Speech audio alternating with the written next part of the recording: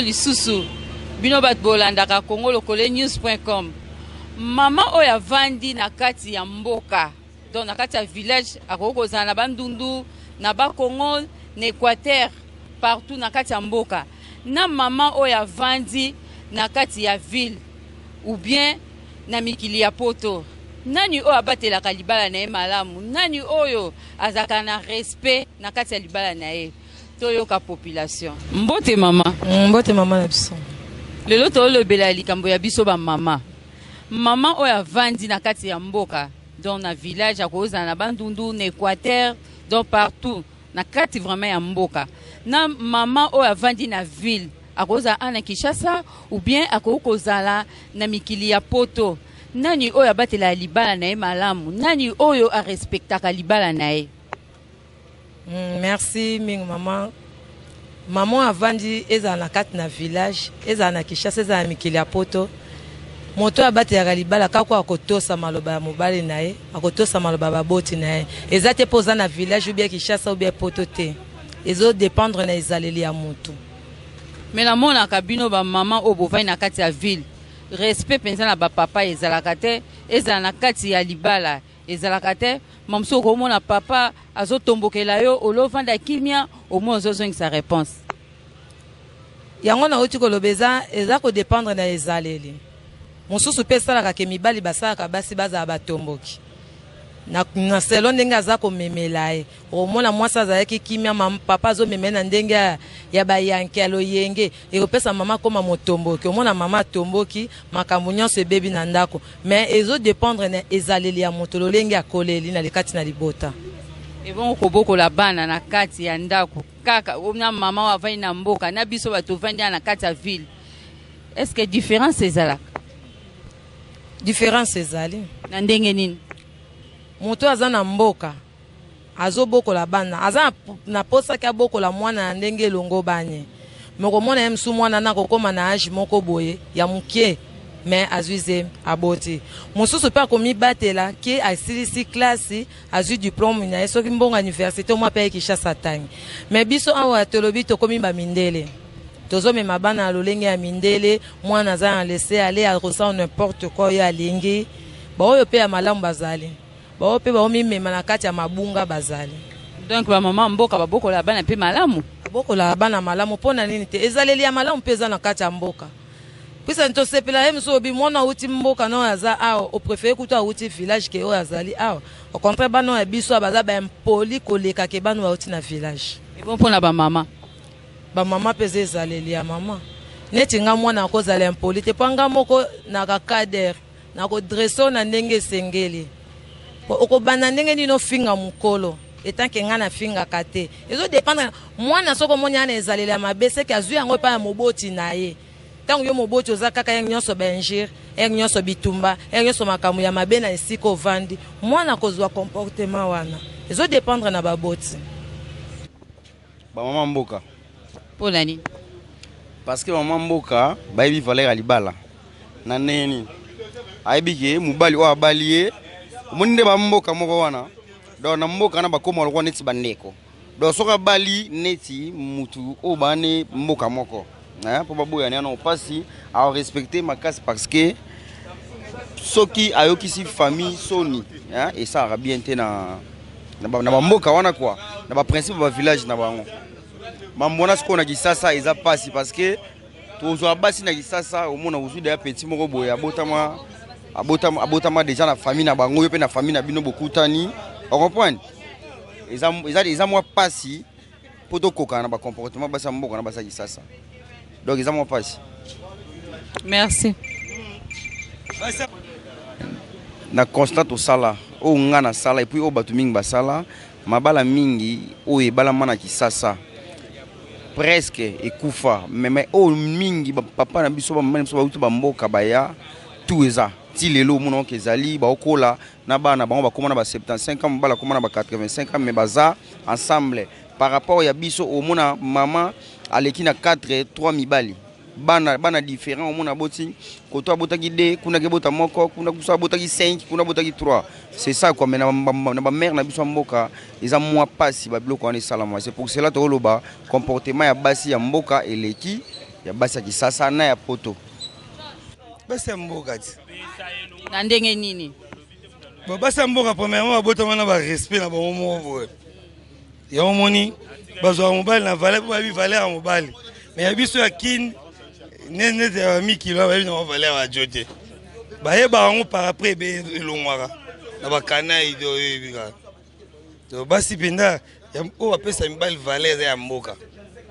ya kini tala so bimine boye so ya PSG ya peyango te omona kwa nyonga ye mona pour comment ça me contre temps et moi so eza olongo la père moi nini ye ba père so na osala et moi si là on va pekisa on te mais si là non donc on pekisa on te que ce mobile ye moi se faut le mo veste donc yango mo na ninga dans les vies de ciel on a sauté et comment on peut normal oui mo kati forme ba o kati pe ovandi dans les vides mais basa kin pe ya ville pe basala makambo wana balongola pe ba papa veste ba chaussette chaussure au moins pas bongisi na mboka kutu bayoka soni te yakini mingi comment est-ce qu'on flatterie mukora otengama okoma vitesse de diminuer maman pe longwe non et comment bon yakini comment flatterie si mais luzitu benande ya côté kuna ya bwala ndiye wana ya normal.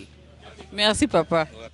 Kwa maman libala ezana bolingo nanu so bolingo eza entre batumi bale ezala bana mboka mwasi obatela mobali po alingi po muto oyo lingi okosale mabete hein muto oyo lingi wana okosale mabete mais la plupart ya basi oyo ya mboka na basi ya Kinshasa kwa basi ya mboka eza bango baza beaucoup plus fidèle pe soumise soumission na bango ezo permettre bango hein bato sa mibali na bango na ndenga bien mais basi ya kin toke beaucoup plus makambo tendresse hein mais basi ya kin problème na bango ya makasi eza ka ke baye na milieu moko boye eza na métissage ya ba culture muta bandu noye muta nani aye oya wala aye basangisi culture wana le et salisko yo métissage moko bien te ya omona na kin makambo yekende bien te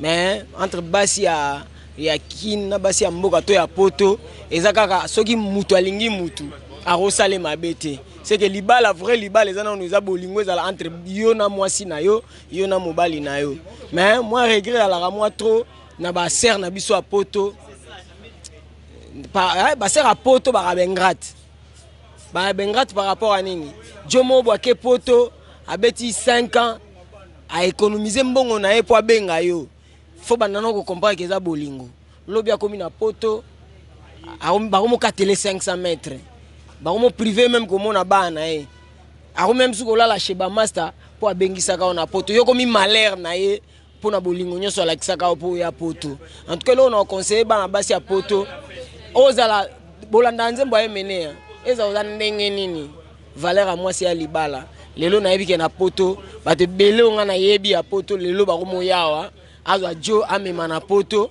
hein pour ça la jo na e po ba mibala poto balingi bango lusuti on comprend c'est que ba comprendre place ba do kende faut ba jisaka to ndre mutu mo ba ya monika poto ba te ba agir bien po mutu abengisi yo wana ba effort ya salagi ezaka po hein oyoko ma poto mais yoko mi poto akomoza ba 500 mètres akomoza ba kanai moko po yoka oza mwasi moya beto so yate e okomolambise babadi okomomemise ba kitunga na ba château rouge talaka bien te bozonga na raison muto abengisa ki wana ezaka ye so alinga benga azalate taka ya bengisa ki mais bolingo kaka nde na libala bolingo zo primer kaka po yango ndelo wa liboso yala na libala so moi c'est lingi o sala no mabete mobali lingi o sala mabete des fois mibali to raben fidèle okoza oza yarmo boza na besoin zo momi musumu calculer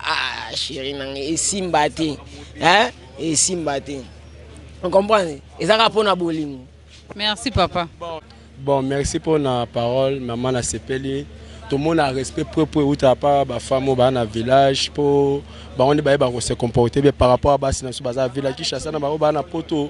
Pour moi sa ville au monde a comportement na aline convient bon trop aline ma makasi trop même ça village comportement les trop ba ngayeba ma yebité. Mais oyeba tant on va à l'aise tant on monte bien on comprendre. Mais on va na kin avant na masola ya ville qui chasse na ba poto déjà comprendre trop inutile. Donc il y a ville il y a au bazar village baleki. On prend maman. Et bon ba maman ya village baleki. Yo poko ko sala ke non ke o ya kini akoma kande ta village asa soumise. Maman ba pekisaka mutu alinga kene me wa keite o ya kini aleki ko yeba trop mais o ya mboka. Donc comportement na bango donc yo mo fo bonde la rango. O ya awa to fonction kitisa ye donc trop c'est trop donc inutile. Ya mboka baleki na bango. Merci papa. Bon, nakoloba boye. Na ndengo lobi na nga ke basi ya mboka ya poto na Kinshasa en général basi nyonso. Ba mwasi nyonso aza na libala. Nga po na nga. Elo aliboso na oloba. Kobatela libala eza premièrement ba Bible lobi na nuke. Mwasi ya mayele ne mutu abatela libala. Eza n'importe quelle mwasité. Mwasi ya mayele nde ezala ya poto ezala ya mboka. Ezala Kinshasa ye mutu abatela libala. Ye mutu abatela libala. Poso tobi ke eza ya mboka ka bato babatela libala bien. Po bayebi fale ya mibali po na ngai. En tout cas na telemeli yango te me na lobi boye. Eza seulement kaka mwasi ya mayele mutu abatela libala. Ya mboka pe ya Kinshasa so azane mayele. So aza femme sage ye nde mutu abatela libala. Po na ngai vraiment nasuki na nga wana. Merci maman. Bon, kobatela libala ezate ke kozana mboka o kozana poto be kozana Kinshasa. Kobatela libala eza notion ya mwasi to face à la ranango. Poto ko mona ko za mwasi moko bobi te na ko bana ba fie Kinshasa te po ba infidélité, basa kini bana ba basi mo balandaka profit. To boy to ko za mwasi mo na mboka. Oyeni ana Kinshasa. Obongisi lelo po tango zwi mwasi mo ya mboka na mwasi mo Kinshasa na minute wana ba mbale ba na moti. Moi différence entre ba mbale ko zala. Oyo bongisi azala bien. Mais lobi ka mwasi to ngeno na mboka wana. Awene na Kinshasa ala kiso ya minene ko to mwasi Kinshasa fallait pas ko sala ngote. Ala kiso yango. On comprend. Donc battre libala les a notion à moi fois à la nango, ko battre libala nao, ko za fidèle na mobile na yo, ko respecter mobile na yo. Et ateka que moi ça mboka ni mdabi libala papa basa Kinshasa. Et pe na basi mso Kinshasa baza battre na mabala na ba ko leka kutu, baso baza mboka. On comprend. Ya bon. Merci maman. Merci pour la question. Moi si o ya vandi na kin.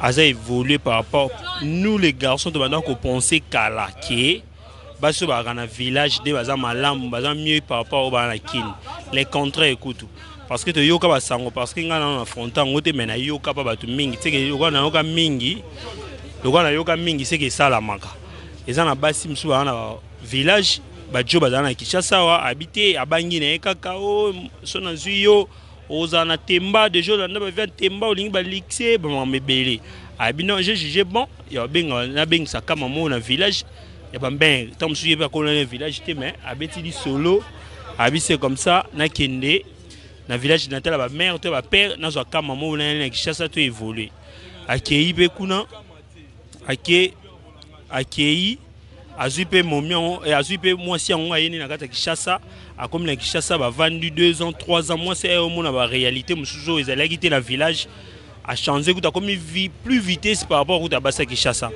pour ngai étant que Gaëtan Maswa j'ai jugé bon que tout n'avant na moi ça dans Kinshasa parce que c'est comprendre mais na Kinshasa des provinces que pour nanga des provinces à Kinshasa mieux que au village.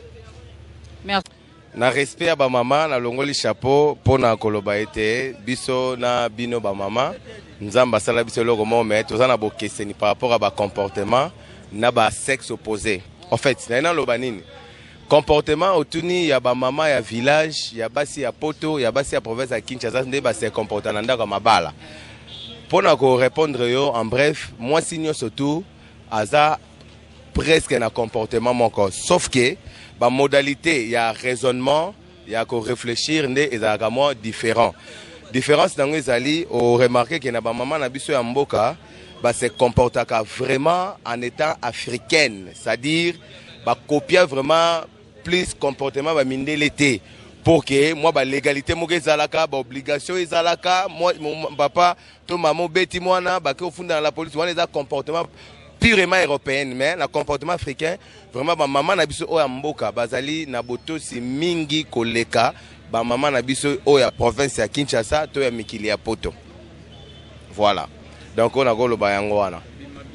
Merci papa. Comme na suka ya reportage na biso. Na pesi merci na mama Gidi Bisengo. Yem tazuba image oyo ADG ya Congo Lokole News.com. Na pesi merci na Patrick Nsala yende mutu a monter yango. Na pesi bino nyonso bana ya Congo Lokole News.com bino bat bolanda ka Congo Lokole News.com. Na pesi bino nyonso mbote na bosanité mutu moko ona lo barakaka number 1 Christian Ndisu. Na pesi mbota trop. Hey, lelo za mukolo moko ya munene pona mama Marie Manzambi na Belgique, mutema ya papa et mama Nzambi. Maman Marie Manzambi na Belgique, joyeux anniversaire. Et pendant ce que vous allez na Belgique, donc mbota maelamu, la personne mbota maelamu, maman Marie Manzambi pour la nité. Laetitia Bisengo, petite sœur propre, Godin Ziki sa petite sœur propre, la personne mbote, il y a trop. Fabrice Malita, David Olito, Flori Balekombo, son grand frère propre, kuna na kati à Londres. Paul ambassadeur, kuna na kati à Londres, na pesi bino mbote. To mona ni mbala sima na émission mususu na pesi bino mbote. Merci na bino.